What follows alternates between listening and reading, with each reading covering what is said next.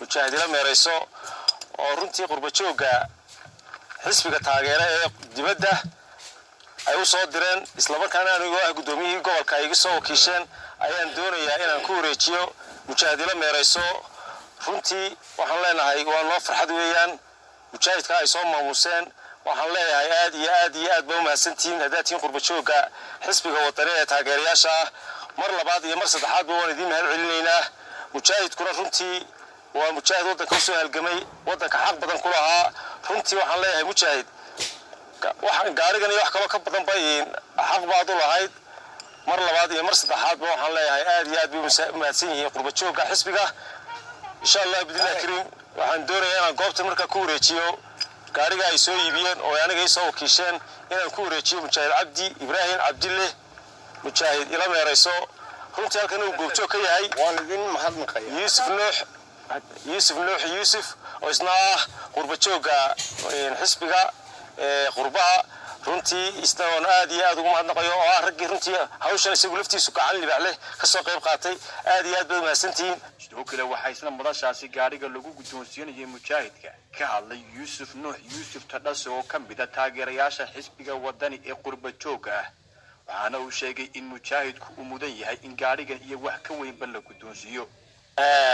marka hore waxaan halkan mahadnaq aad u ballaaran ugu soo jeedinayaa gudoomiyaha xisbiga wadani ee gobolka Murudijeex xamse ciise cabdi shire runtii aan oran karo muddadii uu xilka hayay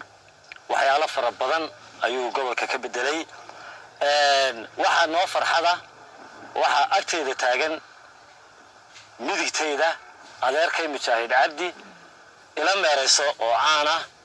runtii taariikhda sanadkii tagay kamid ah lagu xasuusanayo mujaahid waxaan salaan kaaga sidaa qurba joogtii taageerayaashii xisbiga wadani boonkayga soo garaacaya gaariga aad maanta arkayso waa dhalinyar taageerta xisbiga wadani ayaa kuugu tala gashay oo anigu aqoon isku leenahay oo xamsi aqoon isku leeyihiin mujaahid dhalinyartaasi muddada ku gaabnayd ayay gaarigan maanta ku soo direen waxaanay ballan qaadeen haddii ilaahay ra kan iyo mid ka weynba inaad xaq u leedahay xisbiga wadani waxa aan ku jirnaa abaabul iyo sidii aan dhig cusub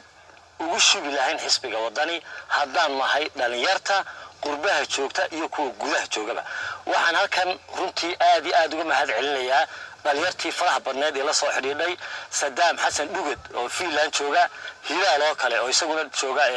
Jarmalka iyo Cabdifataax Qalinla iyo Cabdifataax internet rag fara badan mujaahid salaana waan kaaga sidaa gaarigaana way kugu soo wareejiyeen sidoo kale waxaan u mahadnaqanaa wada shaqaynta fiican ee naga dhaxaysa gudoomiyaha aanu had iyo jeer aanu aad ka jecelahay xamse ciise cabdi aad baad mahadsantahay xamse ugu dambeyn mujaahid cabdi ibraahim ila meerayso oo gaarigaasi gudoomay ayaa waxa uu mahadnaqay qurba jooga xisbiga mucaaridka ee wadani ee maanta gaarigan cusub ugu deeqay adcelinayaa qurba joogta Soomaaliland gaar ahaan xisbiga wadani taageera iyo qulqul joogtaba gaariga ay soo diray ii soo wakiishay gudoomiyaha gobolka xamse ciise cabdi shire waan ka gudoomay waa iyagana waan u mahadnaqayaa